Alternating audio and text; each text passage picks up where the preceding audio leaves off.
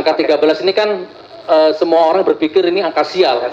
Gara-gara ini saya ingin melawan idiom ini. Angka 13 tidak sial, justru kalian yang sial kalau sampai meninggalkan rumus yang 13 ini. Maka saya pakai sampai sekarang, Gus Nur 13 official, beras organik GN13, madu GN13 gitu. Begitu. Jadi angka 13 itu justru malah saudara gunakan, kalau orang lain malah takut ya gunakan saudara. Iya betul. Jadi kalau Pak Hakim ketik Google 13 yang muncul nanti Gus Nur Pak Hakim. Iya. Jadi produk-produknya pun pakai 13, termasuk channel YouTube-nya itu pakai channel 13 ya. Iya, betul. Nama pesantren yang di Palu, Karomah 13. Kemudian selain itu, sekarang lagi bangun masjid di Singosari, namanya juga Karomah 13. Hari ini sudah tahap hampir ngecor kubah. Masjid yang 120. Singosari Malang. Iya. Di Malang ya. Itu sedang dibangun ini. Sedang mau ngecor kubahnya Pak Hakim. Jadi alhamdulillah walaupun saya ditahan, tubuh saya ditahan, tetapi pembangunan oleh Allah tetap dijalankan sampai sekarang, tidak berhenti. Itu kan selalu jalan terus ya. Iya. Meskipun orangnya nggak di sini, tapi aliran dananya tetap jalan ya. Betul Pak. Didapat dari mana? Dari jamaah? Dari jamaah di seluruh dunia Pak. Oh, seluruh dunia? Iya. Hari ini tadi datang perwakilan dari New York. Tadi ke sini juga ngirim donasi dari Surabaya, dari New York, dari Hong Kong, Korea, Taiwan, mensupport acara ini Pak. Gitu. Oke. Mensupport acara, maksudnya mensupport perjuangan saya. Jadi mensupport perjuangan. Jadi mereka berpikir saya ini sekarang sedang melawan satu kedoliman. Jadi bahasa mereka saya mensupport kebenaran Gus Nur ya. Gus Nur terus berjuang melawan kebatilan. Nah, bahasa mereka begitu sehingga ada yang kesini bawa makanan, bawa uang. Bahkan tadi dari New York sekitar 18.700.000 tadi bawa uang untuk perjuangan Gus Nur selama di rutan. Nah kebetulan kita di rutan sekarang juga, ini ada Pak Polisi nonton. Pertama saya masuk, nggak ada sholat subuh berjamaah. Pertama saya masuk, temboknya kotor, penuh dengan darah-darah nyamuk. Pertama saya masuk, napinya hanya merokok, gerombol, sampah berserak di mana-mana karena tidak ada sampah. Alhamdulillah dengan izin Allah, ini mungkin Allah memasukkan saya ke sana, sehingga tembok luar dalam saya cat semua. Kemudian tempat sampah saya belikan yang standar, yang bagus. Install sholat berjamaah saya terapkan di sana. Saya gaji ustadz yang ngajar ngaji. Ada napi yang bisa ngaji, ajar ngaji, saya gaji nanti. Nah, sekarang ada sholat subuh berjamaah, ada perpustakaan juga kita siapkan. Intinya ini hal positif yang saya lakukan selama di rutan Makobrimob Surakarta sini Pak. Ini ya, di tahanan rutan Brimob sini ya, di Manahan itu ya. Ya. Itu masalah ini.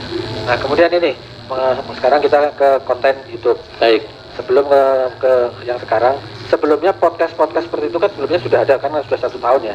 Sebelumnya sering ya saudara bikin acara-acara podcast itu. Betul. Menyangkut produk, menyangkut pemasaran produk, menyangkut agama, juga menyangkut sosial, politik dan sebagainya ya. Betul.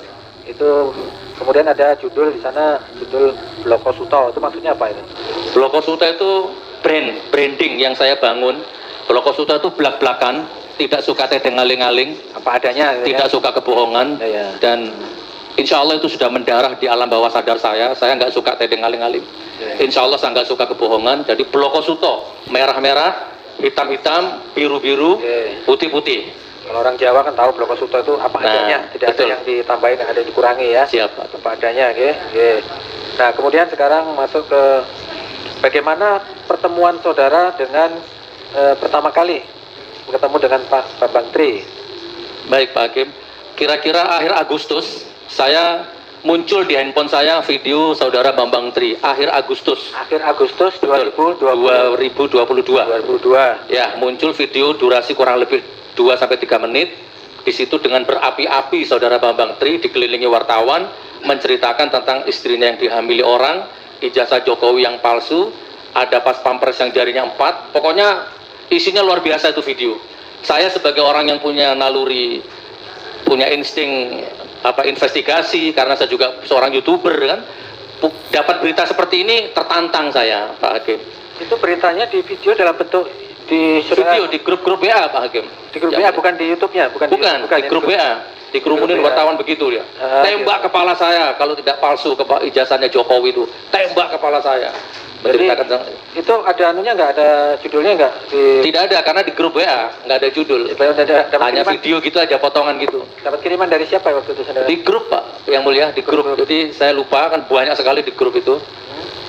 Nah ini Dan sebelum saya lihat video itu, saya sudah mengikuti Bambang Tri ini di penjara di Blora. Sebelumnya Ya, saya sudah mengikuti, tapi belum kenal Pak Hakim. Cuman tahu beritanya waktu kasusnya Bambang Tri di Blora? Ya, tahu, saya mengikuti. Mengikuti beritanya. Betul. Ya. Mungkin Yang Mulia, karena memang saya ini sama-sama tahu lah. Saya ini sejak pemerintah yang sekarang, saya sebut rezim ya.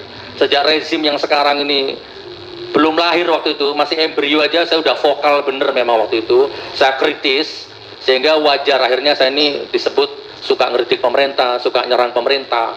Ya, memang saya kritis, saya akui Pak Hakim melihat YouTube saya itu, saya sangat kritis kalau ngeritik pemerintah, bukan ngeritik Jokowi, saya ngeritik penguasa. Bloko Suto saya, belak-belakan. Saya sebut nama, saya tidak sebut inisial. Ya, saya sebut kasusnya, belak-belakan saya. Itu dari dulu sudah begitu, hampir 2 periode ini. Makanya begitu, dan itu saya sudah bayar konsekuensinya. Mulai intimidasi, kriminalisasi, pengajian saya ditolak di mana-mana oleh ormas-ormas tertentu yang pro pemerintah. Sehingga begitu saya lihat videonya Bambang Tri itu wajar kalau seakan-akan ada satu resonansi, nyambung. Ini siapa orang ini? Maka saya cari infonya.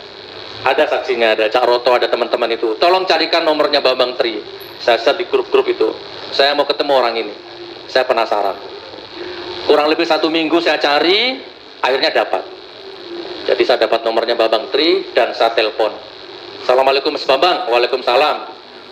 Tidak butuh waktu lama karena Bambang juga kenal saya kenal Bambang. Oke, sama di mana posisi? Saya lagi kos di Depok. Oke, datang ke rumah saya mau wawancara di podcast saya. Siap Gus, tapi tolong tanggung biayanya, akomodasinya. Siap, berapa aja? Nah, singkat cerita, saya mau bawa teman, saya mau sewa mobil, sekian-sekian, oke, saya transfer. Jadi intinya kalau tidak salah hampir 7 juta saya yang kelihatan secara ada datanya itu 7 juta, tetapi dalam praktek Bambang Tri untuk sewa mobilnya itu. Waktu itu di Depok. Untuk sewa mobilnya itu. Waktu itu di Depok ya. Di Depok. Ya. Berarti dia sudah selesai waktu itu, tidak dalam posisi menjalani pidana yang belum Pak. Belum ya? Belum. Nah, ternyata sampai di rumah mobil yang dia sewa nabrak, jadi akhirnya masuk bengkel dan maka nambah lagi biayanya. Jadi akhirnya saya total sekitar 10 juta. Saya keluar biaya untuk mendatangkan saudara Bambang Tri. Dan terjadilah podcast itu.